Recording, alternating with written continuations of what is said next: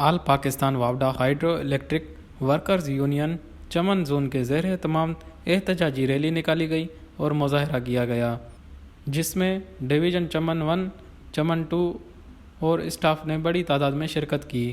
مظاہرے سے divisional chairman سید علی جانان، joint secretary معیز الدین آغا، چمن 1 چیئرمین عصمت اللہ، سب ڈویژن چمن 2 چیئرمین عبدالنافع شاہ، جنرل سیکریٹری چمن حاجی فدا محمد، چمن 2 جنرل سیکریٹری سید محمد بشیر آغا اور دیگر نے خطاب کرتے ہوئے کہا کہ وابڈا کی نجکاری کسی صورت قبول نہیں۔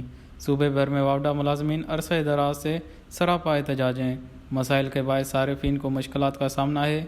چمن میں اسٹاف کی کمی کے باعث ادارہ مشکل صورتحال سے دوچار ہے۔ لائن اسٹاف عدم تحفظ کا شکار ہے۔ حادثات میں آئے روز ورکرز زخمی یا شہید ہو جاتے ہیں، مگر حکام خاموش تماشائی بنے ہوئے ہیں۔ چمن میں ادارے کو ٹرانسپورٹ کے مسائل کا سامنا ہے۔ فنی خرابیوں کو دور کرنے کے لیے اسٹاف کے پاس گاڑی تک دستیاب نہیں ہے۔